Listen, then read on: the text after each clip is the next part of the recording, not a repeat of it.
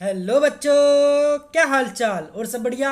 आज हम करने वाले हैं हिस्ट्री का chapter number 5, when people rebel 1857 and after. हमने बच्चों हिस्ट्री में पहला चैप्टर कंप्लीट करा था, हाउ व्हेन एंड वेयर वाला। ठीक है बच्चों, आज हम करेंगे चैप्टर नंबर 5 जो पेपर में बहुत ही इम्पोर्टेंट ये चैप्टर है। इसके इसमें इस जो चैप्टर है ये इस पेपर में ज़रूर आता है ये। तो हमने क्या सोचा कि इसको पहले कंप्लीट कर दिया जाए। ठीक है बच्चों, तो चैप्टर नंबर 5 है हमारा, when people rebel 1857 and after. आज इसको हम बहुत अच्छे तरीके से इसको समझेंगे, बिल्कुल डीपली से। ठीक है बच्चों, वीडियो में बने रहिएगा और बिल्कुल अच्छे से समझिएगा। तो चलिए स्टार्ट करते हैं।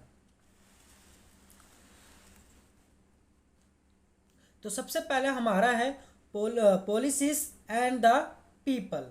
यहाँ पर बोला है कि नीतियाँ और लोग। पॉलिसीज का मतलब क्या होता है बच्चों? नीतियाँ। और पीपल का मतलब लोग। तो मतलब नीतियाँ और लोगों के बारे में है यहाँ पर। तो रीड करते हैं। In the previous chapters you looked at the policies of the East India Company and the effect they had on different people. Kings, queens, peasants, landlords, tribals, soldiers were all affected in different ways. You have also seen how people resist policies and actions that harm their interests or go against their sentiments. मतलब बच्चों इसमें ये बोला है कि पिछले अध्यायों में आपने ईस्ट इंडिया कंपनी की, मतलब ईस्ट इंडिया कंपनी कौन थी? जो ब्रिटिश की कंपनी थी, जो इंडिया में आई थी व्यापार करने के लिए, वो कंपनी हमारी east India company. East India company की नीतियां और जनता पर उसके प्रभावों के बारे में हमने पढ़ा। मतलब पिछले चैप्टर में ये दे रखा है। इन नीतियों से क्या होता है? राजाओं, रानियों, किसानों, जमींदारों, यहाँ लिखा है ना बच्चों, किंग्स, क्वींस, पीजेंट्स, लैंडलॉर्ड। मतलब ये जो हमारे जमींदार्स हैं, और ट्राइबल्स आदिवासी, सोल्जर्स ये हमारे सिपाहियाँ, सब तरह तरह से असर पड़ रहे थे ये। ठीक है बच्चों, आप ये भी देख चुके हैं कि जो नीतियाँ और कार्रवाई जनता के हित में नहीं होती है, जो उनकी भावनाओं को ठेस पहुंचाती है, उनका लोग किस तरह क्या करते हैं बच्चों? विरोध करते हैं। ठीक है बच्चों, हार्म करते हैं उनको। आगे हम पढ़ते हैं इसमें। नवाब नवाब्स लूज देयर पावर। अब नवाब्स कौन होते थे? नवाब्स का मतलब बच्चों की एक धनी व्यक्ति, मतलब समृद्ध व्यक्ति, उसे उनको नवाब्स कहते थे। अब वो अपनी पावर क्या कर रहे हैं? उनकी पावर लूज हो रही है, मतलब छीनी जा रही है। सत्ता की मतलब छीन जा रही है, मतलब उसकी जो पावर्स हैं वो छीने जा रहे हैं। तो उसके बारे में पढ़ते हैं। Since the mid 18th century, Nawabs and Rajas had seen their power erode. They had gradually lost their authority and honor. Residents had been stationed in many courts. The freedom of the rulers reduced, their armed forces disbanded, and their revenues and territories taken away by stages.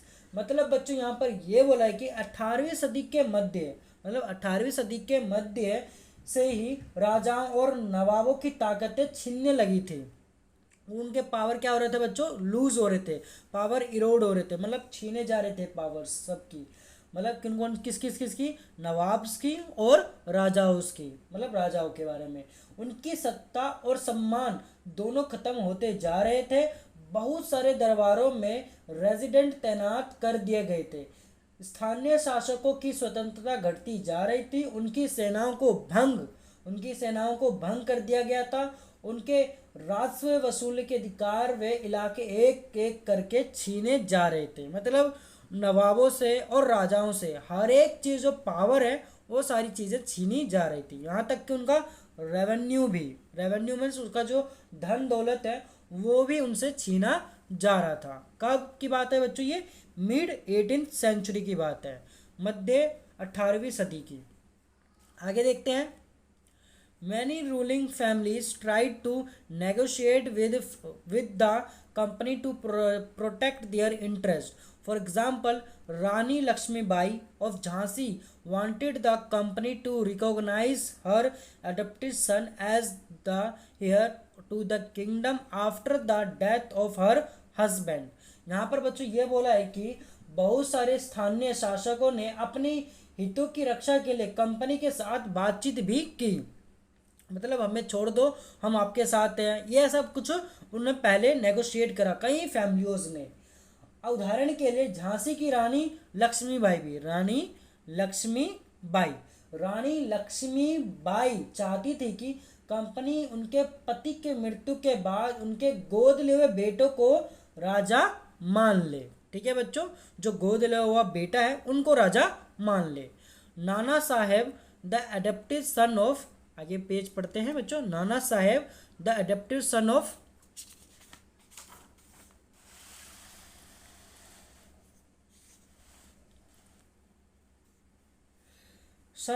Peshwa Bajirao second. अब यहाँ पर यह बोला है गया कि जो हमारे पेशवा बाजीराव द्वितीय थे, मतलब ये द्वितीय जैसे हम इसे पढ़ते हैं सेकंड, वो किसके पुत्र थे? उसके नाना साहब के दत्तक पुत्र थे वो, नाना साहब के। ठीक है बच्चों, pleaded that he be given his father's pension when the latter dead. However, the company, confident of its superiority and military powers, turned down this pleas.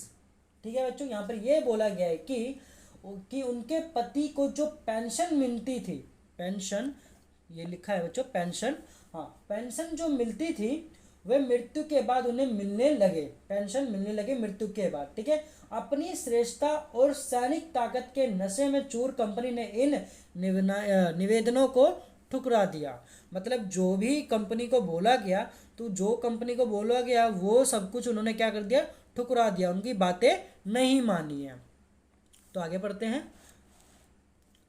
Awadh was one of the last territory to be annexed in 1801. A subsidiary alliance was imposed on Awadh, and in 1856 it was taken over. Governor General Dalhousie declared that the territory was being misgoverned and British rule was needed to ensure proper administration.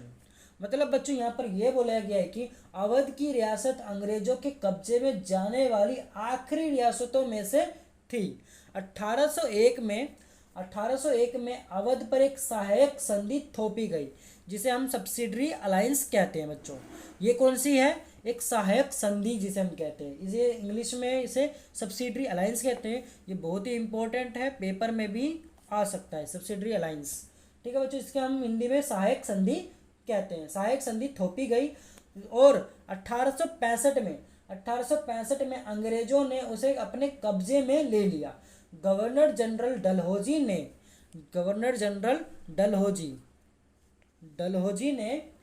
Dalhousie ने ऐलान कर दिया कि रियासत का शासन ठीक से नहीं चलाया जा रहा है, इसलिए शासन को दुरुस्त करने के लिए ब्रिटिश प्रभुत्व जरूरी है। ठीक है बच्चों, आगे देखते हैं।